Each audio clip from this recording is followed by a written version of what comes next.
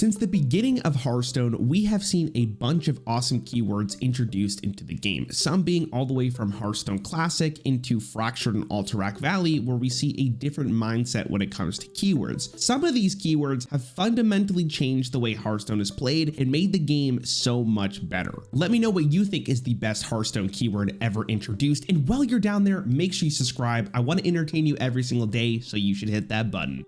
Listen, if you don't subscribe, my dad owns Hearthstone. He will ban you. You better watch it. You should subscribe. Let's talk about secrets first. Secrets were introduced back in Hearthstone Classic, and they have been a fundamental mechanic throughout the game's history. And unlike a mechanic like Enrage that seemingly just dropped off the face of the earth, secrets keep on coming back because the mechanic is really well designed. Secrets are really interesting because it adds an extra layer of mystery to Hearthstone. You have to kind of play around stuff, and it makes your decisions a little bit more awkward, but that is a really good thing because that is what we like to call interaction between players. If you've ever died to an OTK combo before, it doesn't really feel like there's a lot of interaction because you basically just died from your opponent playing cards from their hand, but secrets do the complete opposite. I think the rogue secrets do a really good job showcasing this. A card like Dirty Trick says, secrets, after your opponent casts a spell, draw 2 cards. And what this does is not super impactful for the board state, but it makes your opponent think about playing a spell because now they have the idea of, if this is Dirty Tricks, can I let the rogue draw 2 more cards, or is it better for me not to play a spell this turn? Both Ambush and Bamboozle both do the same thing for interaction. Once a card like Ambush is played, you could start thinking to yourself, well, if it's Ambush, should I play a minion this turn? Do I have a way to kill the 2/3 that gets summoned? Bamboozle's the same idea. If you want to attack a minion with another minion and there's a secret up, you now have to think, can I deal with a minion that costs 3 or more, or is it worth just not trading this minion so I can deal with it at another time?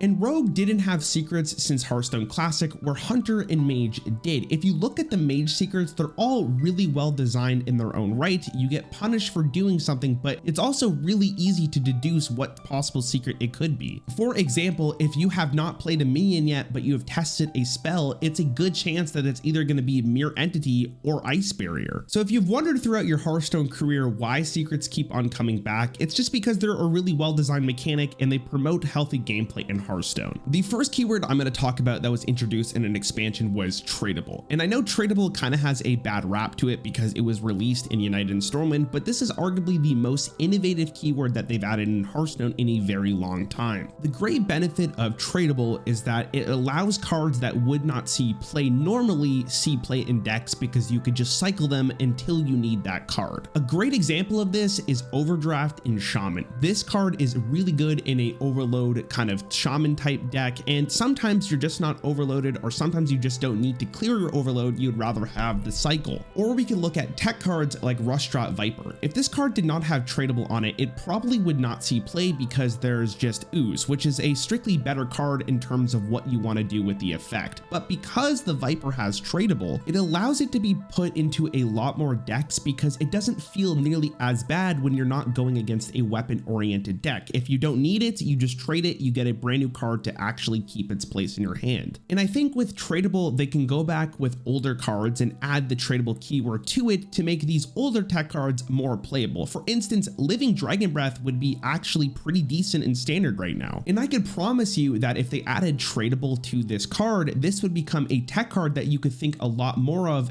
adding it to your deck and not feeling nearly as bad if you don't go against an archetype that doesn't freeze. I could personally see Tradable being a recurring keyword like Discover. Speaking of Discover, that keyword fundamentally changed the way Hearthstone made cards because that mechanic added something that no other mechanic they've ever had added, which is minor controlled variants. Now, I will mention that Discover was kind of a keyword in the game with the card tracking. That was the first time we really saw pick 1 out of 3 and that's the card you receive, but it wasn't really the same idea. The benefit of Discover is that Discover allows variance in an otherwise linear game of Hearthstone. Hearthstone. When you play a card that has Discover, it changes the way the game is played depending on what the Discover actually is. We had a lot of really good examples with League of Explorers when it was first introduced, like Museum Curator, which is the battle cry to discover a death rattle card. This was a perfect example of Discover because the variance was controlled variance. You could only discover a death rattle card from the neutral collection or the priest collection. And that was really well done because from a player perspective, you now got a brand new option in a Hearthstone game that you didn't normally have within your deck. But from your opponent's perspective, this is controlled enough that your opponent can kind of deduce what death rattle minion you're going to have and which one you would have picked. And if you're wondering why Hearthstone continues to use the word discover, it's because this mechanic on its own makes the game so much more memorable. You often remember those times in a Hearthstone game where you discovered a game-winning card or a card that just fundamentally changed the game how it was played, and those games are the ones you remember the most. It's also important to note that discover can be a really bad mechanic if it's overused. If every single card is discovering a card that leads to you discovering another card, the game kind of just falls out of whack and it doesn't feel nearly as fun to play because the variance is out of control. And we saw this with the Forged in the Baron's Control Priest that often just kept discovering cards, and it was really hard to play around anything because if every card's discovered, the variance is just out of control, which means that game of Hearthstone doesn't feel nearly as fun to play. It's also not a great idea to have a card discover into another card that can discover a card. That was a really weird sentence to read out loud, but the main idea of this is, for instance, like Ethereal Lackey, where you generate a Lackey, you get Ethereal Lackey, which can discover you a spell, which means you could discover another card, which is just way down the line of too much discover. Other than that, discover has been a very welcome keyword into Hearthstone. It makes the game more fun to play, and when it's done right, it could be the best keyword in the game. But there's still one more meta-defining keyword I have not talked about. In the Witchwood, we got Gen and Baku, which really overshadowed the new keyword introduced, which was Rush, which you probably have noticed in your Hearthstone games recently. They really like this keyword. And the benefit of Rush is that it could be used in so many different ways, and a lot of the time it just makes pretty mediocre minions a lot better because they're proactive when you play it. The ability to immediately trade into your opponent's minion, or the ability to actually put some kind of threat back into your opponent, get a value trade, allows the person who's reacting to the play to have more agency in their game of Hearthstone. Before Rush was introduced into the game, a lot of the time you would have to use removal spells to destroy minions, leaving nothing on your side of the board, which means the person who usually went first always had the initiative. But now that we have the Rush keyword, it's a lot easier to come back into a game. Rush also allows a lot of really cool synergistic aspects with other keywords. For instance, Blademaster Samoro without Rush would be a pretty mediocre card, but the ability to have it have Rush allows it to be a very board swingy card. I just want to talk about quests for a quick second because I think quests are a really well designed mechanic if they're used in a good way. If you look at the quests from Savers of Uldum,